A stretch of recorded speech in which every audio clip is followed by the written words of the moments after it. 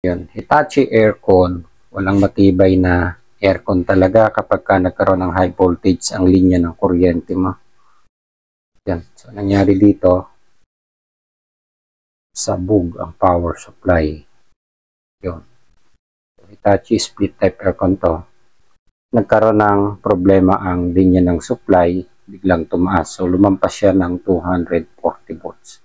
Kaya ang resulta, tutok. So, swerte na lang kung hindi nadamay ang ibang spare parts nito. Yan, yung regulator and yung IPM module na.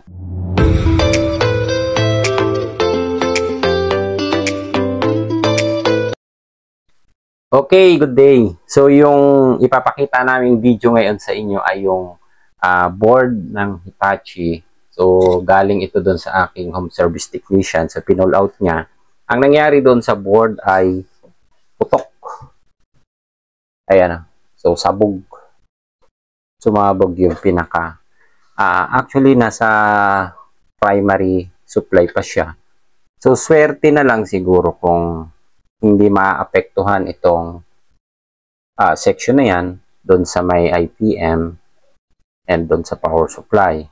And sana hindi nadama yung pinaka indoor board niya. Okay. So, ang nangyari dito, based on sa report na ibinigay sa akin, nagkaroon ng, ang tawag kasi namin doon is power fluctuation or biglang tumaas ang supply or nasupplyan ng mas mataas na voltage. So, ang minimum supply nito is nasa 180. Then, ang maximum na kaya niya lang i-load na supply ay 240 volts. So, maaaring lumampas siya sa 240 volts. So, ang mangyayari, puputok talaga siya. So, swerte na lang siguro kung ang mangyayari sa kanya ay dito lang sa primary nagkakaroon ng problema. Pero kung nadamay, like papunta dito sa ating IPM, medyo madugo na. May kamahalan kasi ang board na yan. So, gagawin na lang natin. Kakalasin ko muna and i-check natin dito. Pwede naman siyang i-check kung katulad niyan, pag nakita nyo na pumutok. So, usually, ang tester natin, nakaset lang naman ng X1. Ayan. X1 and pwede kayong mag-direct na mag-check na. So dito sa baba, actually kita na natin talaga naputok siya. Ayan. So ang tingnan nyo kagad yung mismong easy input. So yung gitna. Ito yung diode na bridge type.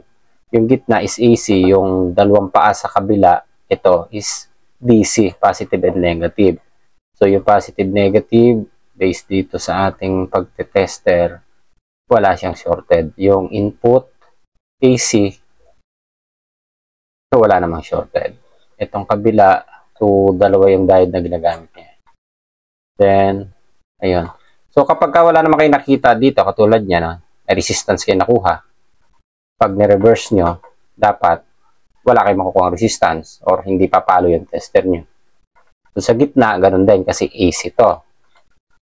Yan. So, wala namang polarity yung gitna. So, wala. So, maaaring safe. So, ito direct to the point na pag-check nyo na kagad para makita nyo lang kung may damage din dito sa section na ito. Kahit hindi nyo na muna baklasin. Dito pa lang sa diode na yan, makikita nyo na kung nagkaroon ng shorted ang IPM or nagkaroon ng shorted ang power supply. Ayun. So, ito yung isang power supply niya pa. Yung standby niya na supply. Ito kasi supply ng papunta ng dito sa IPM. So, sa part ng IPM, wala pa naman tayong nakitang shorted. So, ang focus muna ng repair natin is dito sa may mga pumutok na spare parts.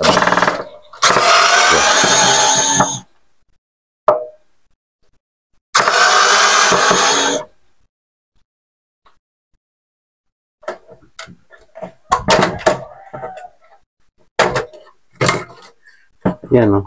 Sabog, oh. Pati yung pinakailalim. Kita niyo, itim na itim siya, oh.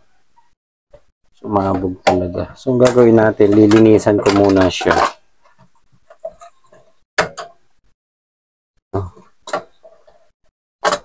na to.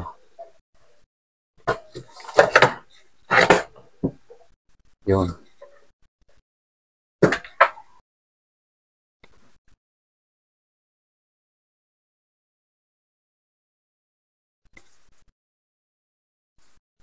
Ayan. So, yung ginagamit namin panlinis, ito pa rin, yung lacquer thinner. So, lilinisan muna para makita natin kung yan, makita natin yung pumutok na spare. So, medyo grabe yung nangyari sa kanya. Yan, talagang nangitim yung spare. Doon sa likod, ay sa ibabaw. Ayan, ganyan din. Putok. So, yun, sana hindi nadama yung ibang spare.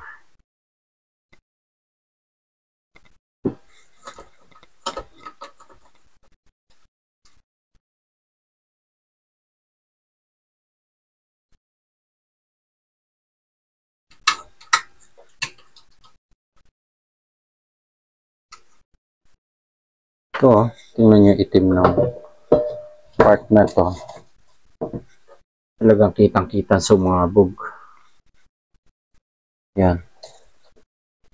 Yan, pagka ganyan kasi mga problema, yan talagang mapapakamot ka sa ulo eh. Kasi unang-una, siyempre mahal yung spare, mahal yung board. Yan.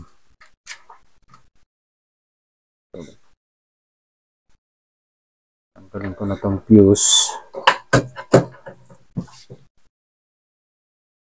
Yan. So ito yon yung supply. Actually galing yan dito eh. Ang nagka-problema yung supply na input supply na AC. Yan line and neutral. Papasok siya dito. So nag-over voltage yung pumasok sa kanya dito. Kaya ayan yung pumutok yung primary. Pero ang nakita nating pumutok sa kanya yung mga protection niya. Yung mga protect. So, katulad ng varistor, yung fuse. Ito, 20 ampere nga yung fuse nito. Then, ang diretso lang naman yan. Yan, tulad yan, galing dito. Open. Yan. So, walang resistance. Dito ko lang dito. Ito yan. Lining neutral. Ito meron. Dito meron. Kaso,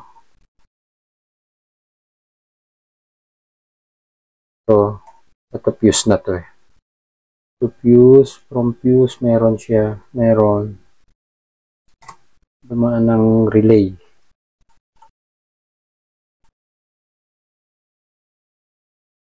Ito. So, yung isang line, diretso yan eh. Ito.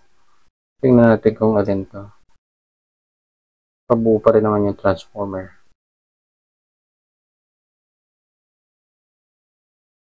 Ito, yung neutral, diretso yan dito eh. Ito yan eh.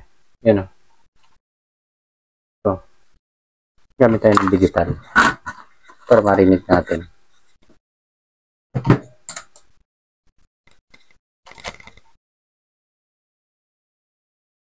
Ito yan.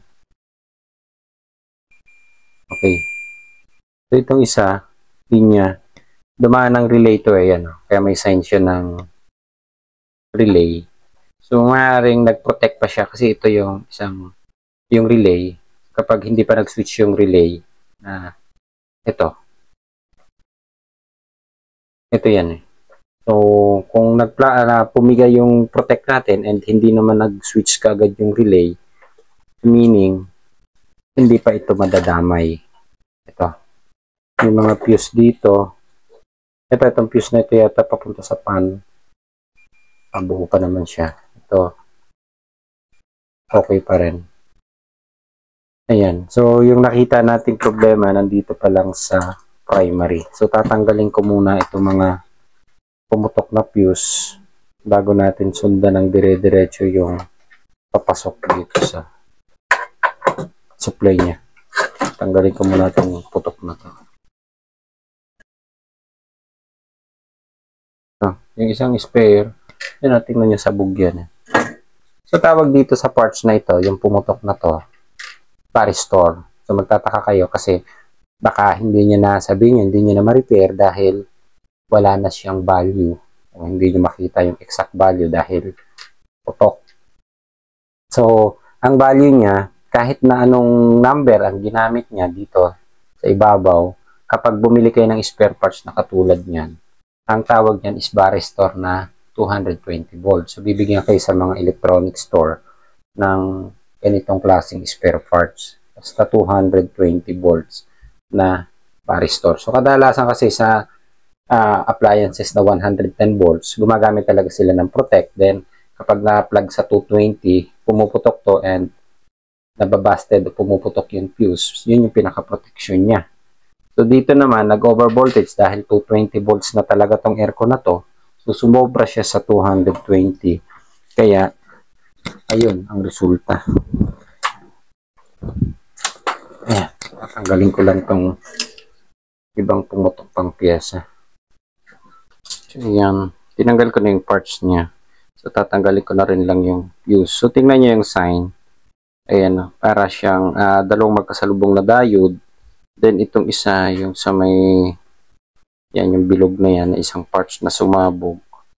Ang, usually, tawag namin dito kasi ay lightning protect. Yan, pero kasama na rin siya sa protection doon sa over voltage. Ito, so para siyang crystal o crystal, ano siya, glass. Ang yung pinaka-housing niya. So, ito yun yung isang pumutok na protect niya. So, kaparehas lang din yan ito. Itong dalawang kulay yellow na to. So, this dito sa tester ko is hindi naman siya nagkaroon na ng shorted. So, ito lang dalawa yung ating papalitan muna. Yun. Tapos, itong likod, ayan, binaliktad ko yung connection niya nung neutral line natin. So, sa sobrang lakas talaga nung supply na pumasok, pati yung pinaka PCB board niya, ito, tuklap siya tumuklap. So, dudugtong na lang natin ito. Ayan tumuklap siya.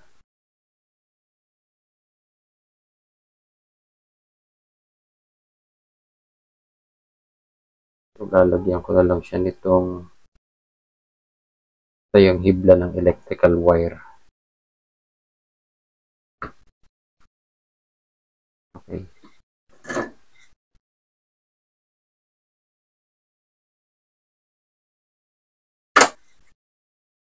So, yung parts na gagamitin natin, ito yan.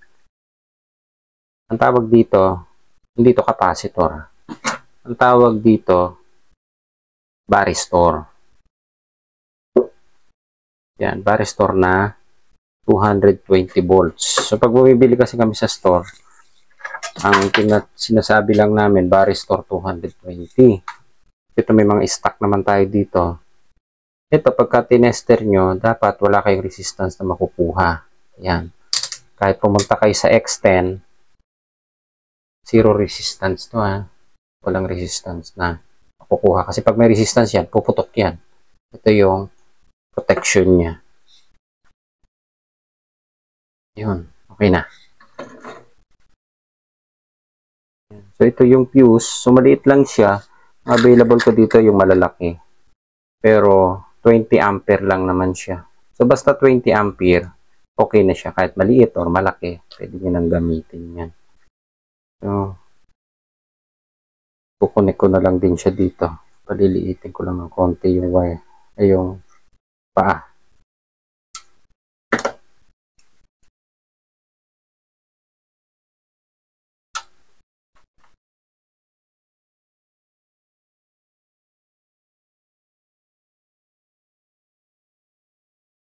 Okay na. So, nakakabit na siya. Yung isang, ito, yung glass, parang glass ang housing niya.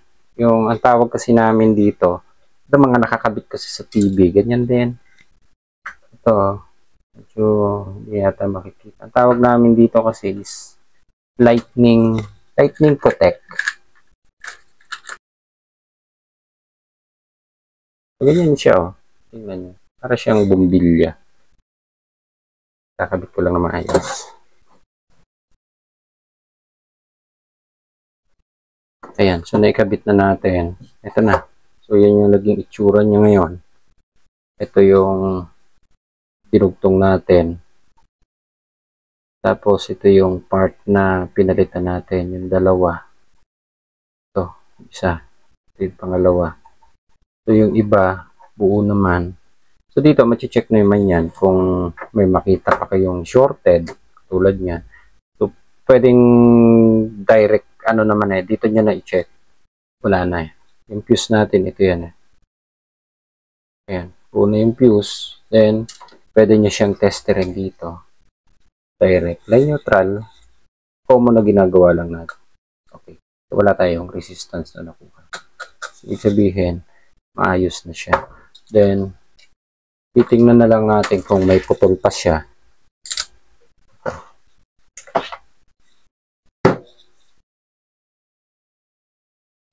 From, ito, unahin natin yung line.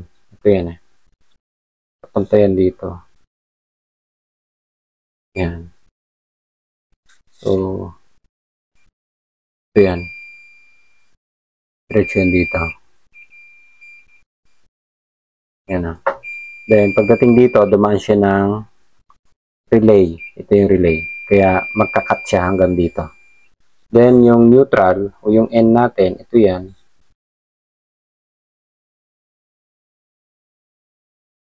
Yan. Ito yung N. Ito yan. Ito yan. Ito. Diretso yan dito. Yun. Dire-diretso. So, yung neutral ay line, dumaan ng relay yon. Kaya, ito lang. Diretso na yung diode Ito yung diode. Dire-diretso yan doon. Yung AC supply natin. Ayan. Ang problema kasi niyan, kapag nag-switch ka agad yung relay na to, so magkakaroon ng resistance yan mula dun sa relay natin. Diretso yan dito. Yun. So, kapag nagkaroon ng supply ito, maaaring madamay ang ito, yung isang power supply natin and yung pinaka-IPM natin. So, dito sa part na ito, parang hindi naman siya nadamay dahil pumutok. Hanggang dito lang yung damage niya. So, sana. Itatry na lang natin ngayon kung aandar siya. Yun. So, ikakabit ko muna siya dito sa casing niya.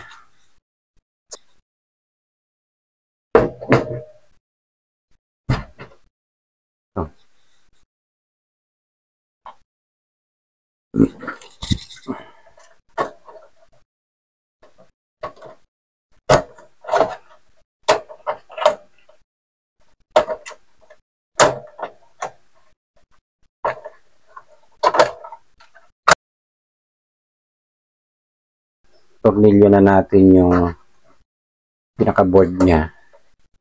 Ito, so gagamit na lang muna tayo ng ibang reactor.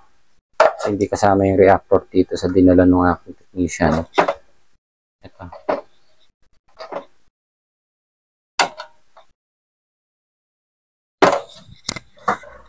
Okay.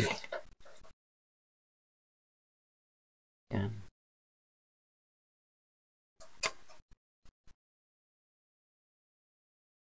Double check lang natin.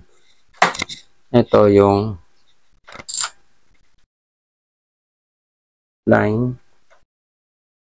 Ito yan Ayan. Diretso lang yan dito. So dumaan siya ito yung relay Kaya pagdating dito wala siya. Kasi magsuswitch pa yung relay. Pero yung line ay neutral natin. Ito na yan. Ayan. Diretso na yan doon sa diode. Ito yan Yan Ito yung AC cord natin. Diretso na yan dito.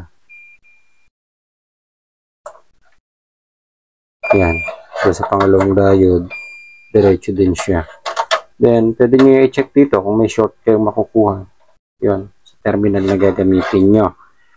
So, ito lang din yung kagandahan dito sa design niya.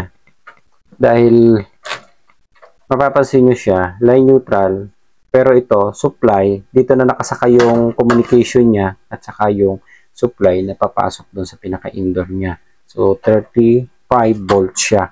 Dumaan siya ng regulator. So, maaaring hindi nadamay ang pinaka-indoor. So, ang damage lang talaga yung primary supply niya. Dito. So, yung pinaka-primary lang. Ayun. So, swerte kung aandar siya. So, isasaksak ko na lang muna para makita natin. Oh, ito malayo ka. Malayo yung taga-camera ko. Boom! Ayun. Okay. So, nabuhay siya. Ito, may blinking light na siya. Yan. Meron na. So, hindi lang natin matitesting ng diretso dahil kulang-kulang itong binitbit sa atin. Power supply lang. Ito yung output niya. Pag tinignan nyo dito, ito yung papunta sa indoor. Ayan. Makuha kayo. Ayan 39 volts. 35 volts to pag nakaload dun sa ating indoor unit. Ayan. Yan. Okay. So, nagkaroon na ng power tong ating unit. So, maaaring buo or mapaandar pa. So, kung umandar, swerte dahil medyo makakatipid si customer ng konti kasi may kamahalan talaga itong board na to. Medyo mahirap pang mag-order. Hindi ganun kabilis ang order pagka ganitong mga parts. So, buo siya usually. Pag-order ito kasi hindi pwedeng ito lang ang bibilhin mo, hindi kasama yung isang part na yun. So, usually isa naka-box na siya na pag binibili yung order natin. Ayan. So, nag-okay naman yung power supply natin na ginawa. Ayan. Okay. So, okay na siya. So, paliwanag ko lang ng konti. Ano ba yung gamit ng baristor? Nung pumutok na yun. Do-drawing na lang natin Tagal na tayo hindi nagdo-drawing ulit no? Yun. So, nabibisi tayo sa paggagawa ng bahay kaya hindi tayo nakakapag-drawing. No? Yung ginagawa natin bahay na So, yung baristor na yan. So, kung titingnan nyo, yung supply natin is yan yung ito yan neutral at saka line. Then, ayun, dumaan lang naman ang fuse yan. Ayan. Fuse, line, neutral. Then, yung connection kasi nung baristor, direct to the point na yan, dito lang yan nakakonect. Ayan, dito yan. So, ang sign niya, usually, parang magkasalubong na diode siya na ganyan. Ayan. So, ang purpose nito is kapag ang supply natin is ang maximum kasi na sa atin is maximum is 240. Usually, 180 ang inverter unit natin. 180 to 240 usually. Yun yung common na ginagamit. Pag bumaba na ng 180, nagkakaproblema na yung inverter aircon or 200 volts. Pero yung nakikita ko usually, napapaandar ng 180 volts to 240. Kung lumampas ka ng 240, sabihin ng 240 up, hindi nakakayanin ng protect. Ito yung baristor na tinatawag natin. So, puputukin siya. Magsushort siya. Yan. Magkakaroon ng tawag dito. Magsushort. Sabihin na natin magsushort. In short. In short term. Magsushort. So, pagka nagkaroon ng shortage itong baristor natin, dahil puprotektahan niya yung out na papasok dito, papunta dun sa ating regulator and dun sa ibang parts pa. So, dito pa lang, magsushort na siya. Yan. Pag nag-short to, siyempre, puputokin niya to. Kaya lang, ang problema, nadadama yung pinaka printed circuit board natin. Dahil malaki itong fuse na to. Itong fuse na ginagamit niya is 20 ampere to Yan, 20 ampere. Kaya kapag kahit sabihin yung nag-protect siya, itong part na to, section na yan, pinuputok pa rin. So, yung pumutok sa kanya ganin, yon. So, hindi na siya lumampas dito. Papunta dito. So, yung pupuntahan niya, dito, hindi na siya umabot dito. Na-protect na siya or na-control na ng ating baristor. Kaya ang pumutok lang sa kanya yung baristor protect kahit sabihin yung nagkaroon ng over voltage. So, mahigit 240 to yung pumasok dito. Umabot siya sa naabot niya yung pinaka-maximum. Puputok siya kapag nag-maximum na siya. Yun. So, sa 240, okay pa siya. Pag nag-maximum na siya, like 280 siguro, or 280 to 300 volts, yun, pumuputok na siya. Para din siya breaker, protect. Kapag nagkaroon ng short, puputok naman ang breaker. Pero usually matataas ang breaker niyan eh. Ayan. So, okay na tayo. Ayun. So, ganun lang kasimple ang paliwanag nun. Yun lang yung gamit nun. So, kung wala naman kayo, pag bumili kayo ng Varistor na parts na ganon, sabihin nyo lang 220 volts na Varistor. Kung wala, kahit sa mga naka-junk na board, pwede yun, kunin nyo lang yung part na nandoon sa primary section. Hindi capacitor ang tawag doon ha, Varistor. So, iba yung Mylar capacitor, iba yung Varistor na ginagamit. So, ang sign niya is parang dalawang diode na magkasalubong. Yun. Okay? So, ayos na tayo. Okay.